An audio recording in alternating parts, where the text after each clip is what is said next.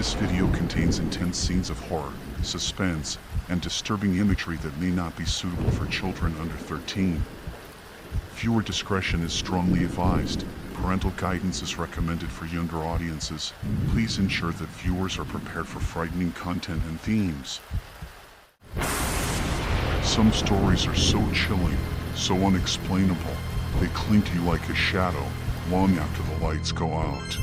Tonight, we'll uncover 3 terrifying stories, accounts of horror and the unknown that will haunt your dreams.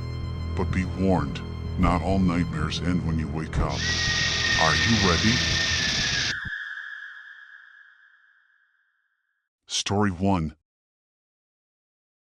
The Shadows of Savannah. Nestled under moss-draped oaks, Savannah, Georgia, was a city of beauty and secrets. Among its cobblestone streets and historic squares stood the Blackwood House on Monterey Square. Sealed for decades after its last owner, the reclusive widow Evelyn, vanished without a trace, it was a place the locals whispered about in hushed tones. Mara, a local historian, entered the house on a dare, flashlight trembling in her grip. Dust hung in the air like a shroud, and the faded floral wallpaper seemed to ripple as if breathing. With each step, the house seemed to breathe with her. The floorboards creaked like whispers, and faint footsteps echoed above her, though the upper floor had long since collapsed. In the parlor, Mara stopped before a grand mirror. Its tarnished surface crackled with age, and as she stared into it, her reflection twisted. Her eyes, once filled with curiosity, now were cold, lifeless, brimming with malice. She gasped as her reflection mouthed words, "Get out," though Mara hadn't moved her lips. The room grew colder, her breath forming mist in the air. A whisper came from the darkness, "Leave, or stay forever." The door slammed shut behind her. The shadows in the room stirred, gathering in the corners, then coalescing into a grotesque form. Evelyn emerged, her once beautiful face now twisted in horror, her eyes burning like smoldering embers. "You entered my house uninvited," Evelyn hissed, her voice layered with anger and sorrow. "Do you know what they did to me? Do you want to see?" Mara stumbled back, but her legs refused to move. Evelyn's fingers elongated into jagged claws, and the walls began to weep a dark, viscous liquid. The house trembled as Mara screamed, but Evelyn whispered in her ear, "Now, you're mine." Mara's escape was a blur of fear, but she was found hours later, rocking on the curb. Her hands trembled as she whispered to her cracked compact mirror, her reflection smiling back, though she did not. That night, the whispers followed her home. Every night since, her reflection smiled as she wept.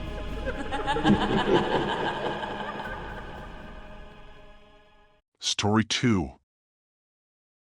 The Phantom Train of Denver. Near the edge of Denver, Colorado, the abandoned Burnham rail yard sat like a forgotten relic. The rusting engines and rotting tracks were silent, but the locals knew better. On stormy nights, a ghost train roared through the yard, its whistle howling like a banshee's wail, shrouded in an eerie green mist. Darren, a thrill-seeker, camped near the yard during a rare thunderstorm. Lightning flashed, illuminating the skeletal remains of rusted trains. The air hummed with tension. Around midnight, a distant chug broke the silence, followed by the metallic screech of wheels on rusted rails. Darren grabbed his camera, heart pounding, as a ghostly green light sliced through the rain. Through the fog, a spectral locomotive emerged. The carriages were filled with ghostly figures, miners, conductors, and passengers, their faces hollow, their eyes black pits. Darren raised his flashlight, its beam flickering as the train slowed. The figures turned toward him, their empty eyes watching with a cold, unearthly gaze. A conductor stepped off the train, his translucent form flickering like a dying light bulb. "You shouldn't be here," he rasped, his voice grinding like metal on metal. Darren's heart raced as he stepped back, but the conductor's icy grip shot out, seizing his arm. Cold spread through Darren's veins as visions flooded his mind. Fire, wreckage, the screams of the dying. The conductor's face contorted into a skeletal grin. "All aboard," he hissed, dragging Darren toward the train. Darren screamed, yanking free and tumbling onto the tracks. The train let out a deafening whistle, its engines roaring as it barreled toward him. The last thing Darren saw before darkness took him was the conductor's skeletal face, grinning as the train's wheels screeched to a halt. When Darren's friends found him the next morning, they discovered him lying in the mud, bruised and dazed, his arm marked with the imprint of skeletal fingers. His eyes were wide with fear, and his lips trembled as he repeated over and over, incoherently, "Don't get on the train, don't get on the train." His friends tried to comfort him, but his words only grew more frantic as they helped him to his feet. Darren could barely form a sentence, his mind shattered by what he had seen. Later that evening, when they returned to their campsite, they heard it, distant and unmistakable, the mournful sound of a train whistle cutting through the storm. Darren froze, his face going pale.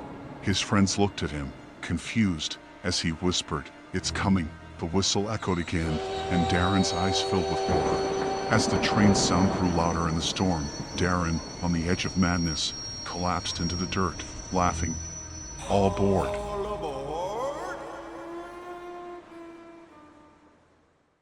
Story 3. The Lady of Gettysburg. The rolling hills of Gettysburg, Pennsylvania, were scarred with history and tragedy. At night, mist rose from the fields, swirling like restless spirits around the stone fences.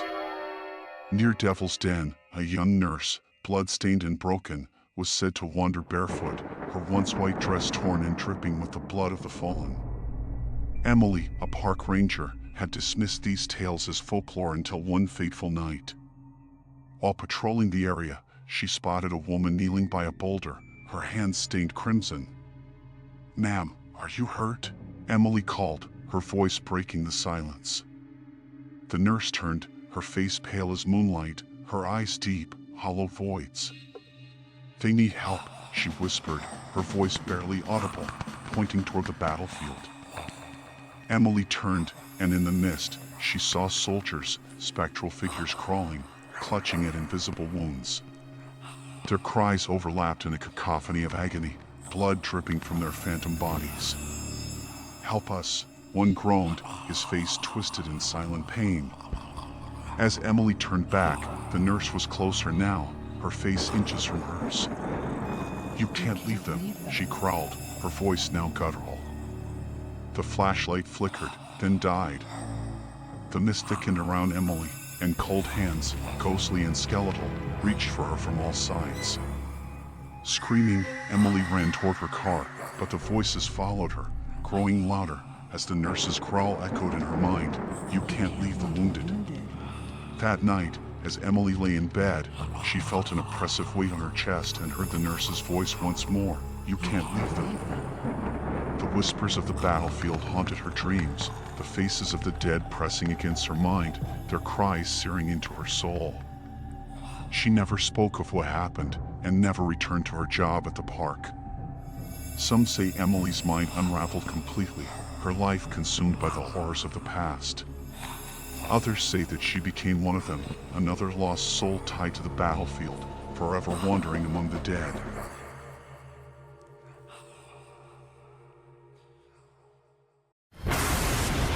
Some mysteries defy explanation, leaving us questioning what's real and what lies beyond. If these stories left you with goosebumps, don't forget to like, share, and subscribe to A Twisted Mind. New horrors await you every week, so hit that bell icon and join us if you dare. Sleep tight.